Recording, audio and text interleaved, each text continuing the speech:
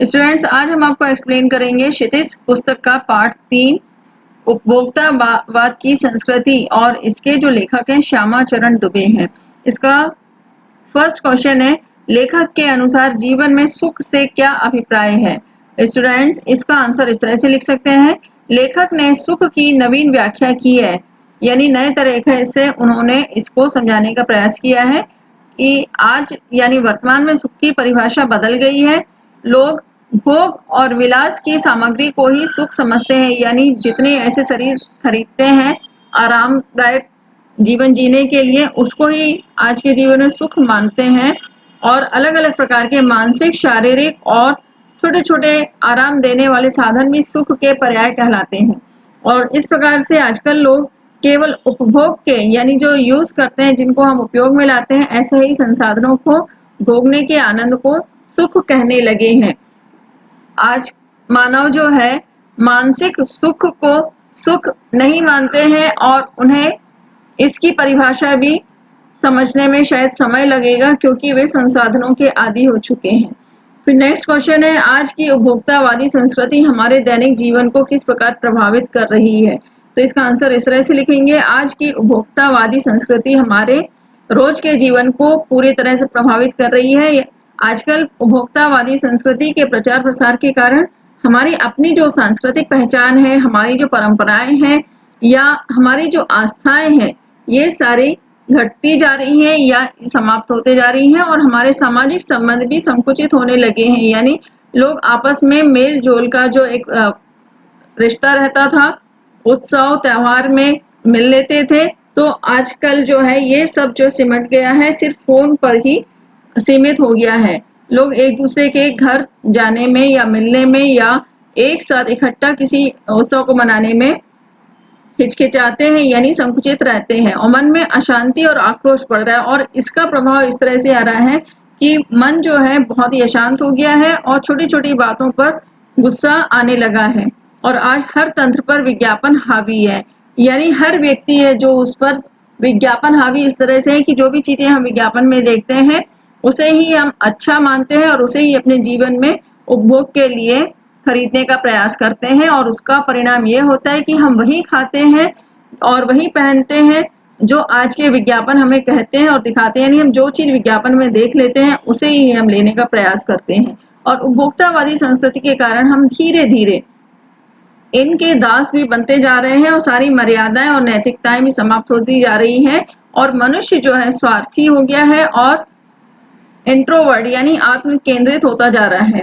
अंधाधुन इनके पीछे यानी बिना कुछ सोच विचार के इनके पीछे भागते हुए विकास का लक्ष्य हमसे दूर होते जा रहा है, और हम लक्ष्यहीन दिशा में भटकते जा रहे हैं, और हमारे अपने जो विचार हैं, जो सोच है, वो कहीं खोती हुई जा रही है।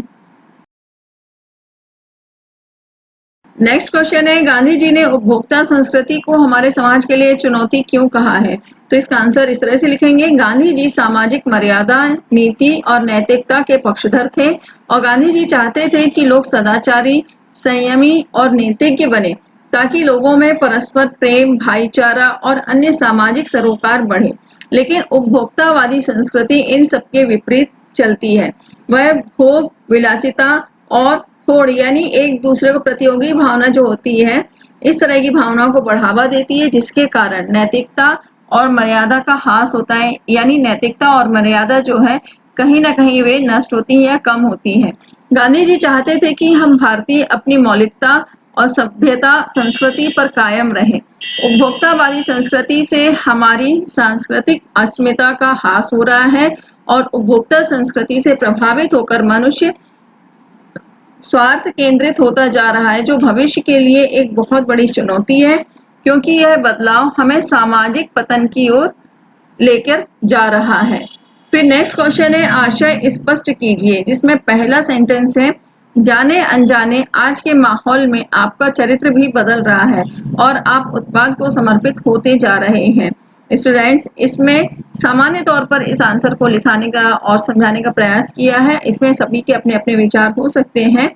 तो उपभोक्तावादी संस्कृति का प्रभाव हमारे चरित्र पर अप्रत्यक्ष यानी इनडायरेक्ट वे में पड़ रहा है, और जो अनजाने में ही हमारे दैनिक जीवन में शामिल होता जाता है। और इसके प्रभाव में आकर हमारा चरित्र बदलता जाता है। हम उत्पादों का उपभोग करते करते न केवल उनके गुलाम बन जाते हैं बल्कि अपने जीवन का लक्ष्य भी उन्हें उपभोग करना ही मान बैठते हैं और आज हम भोग को ही वास्तविक सुख मान बैठे हैं। नेक्स्ट क्वेश्चन है रचना अभिव्यक्ति का।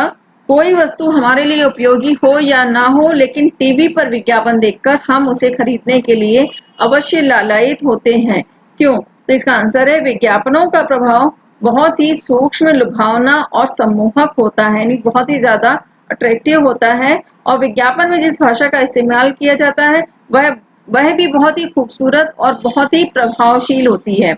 और प्रचार तंत्र वाले अपनी अच्छी अच्छी बातों से, दृश्यों से और ध्वनियों के माध्यम से हमें अट्रैक्ट करते हैं यानी प्रभावित करते हैं और जिन्हें रिप्रेजेंट करने के लिए यानी प्रस्तुत करने के लिए वे प्रायः प्रसिद्ध चेहरों का इस्तेमाल करते हैं, जिससे विज्ञापन हमारे अंदर एक तरह से भ्रम यानी मिथ्स और उस वस्तु के प्रति आकर्षण उत्पन्न करता है और हम वही चीज खरीदते हैं जो विज्ञापन हमें दिखाता है।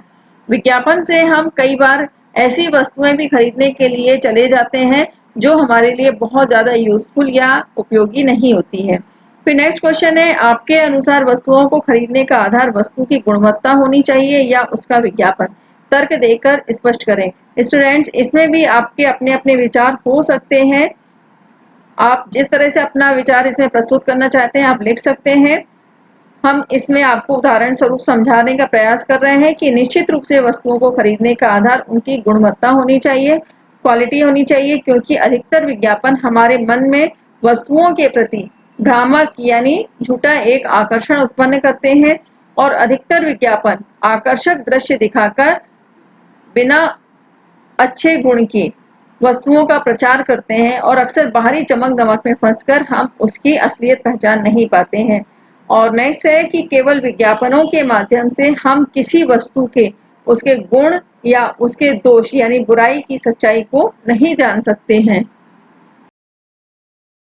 नेक्स्ट क्वेश्चन है पाठ के आधार पर आज के उपभोक्तावादी युग में पनप रही दिखावे की संस्कृति पर विचार व्यक्त कीजिए। स्टूडेंट्स, इस क्वेश्चन में भी आप अपने विचार अपने अनुसार लिख सकते हैं और इसमें समझाने का जो हमने प्रयास किया है वो इस तरह से है कि यह बात बिल्कुल सच है कि आज दिखावे की संस्कृति पनप रही है, यानी लोग दिखावे की ओर ज्यादा आकर्षित हो रहे हैं और अभी वर्तमान में कुछ लोग अपने को बहुत अधिक आधुनिक से अत्याधुनिक और कुछ हटकर दिखाने के चक्कर में कीमती से कीमती सौंदर्य प्रसाधन, म्यूजिक सिस्टम, मोबाइल फोन, घड़ी और कपड़े खरीदते हैं।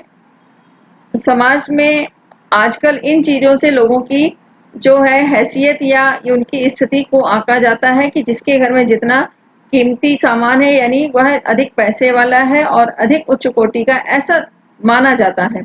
यहाँ तक कि लोग अपनी मृत्यु के बाद अपने लिए अपनी जो स्थान चुनते हैं उसके लिए भी लाखों रुपए खर्च करने लगे हैं ताकि वे दुनिया में अपनी स्थिति को दिखाने के लिए विशेष रूप से पहचाने जा सके।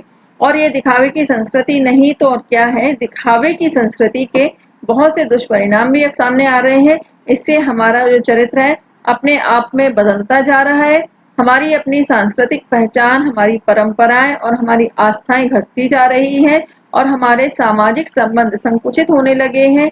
मन में अशांति और आक्रोश भी बढ़ रहा है और नैतिक मर्यादाएं जो है वो घट रही है। व्यक्तिवाद, स्वार्थ, भोगवाद, इस तरह की कुप्रवृत्तियां भी बहुत तेजी से बढ़ रही हैं।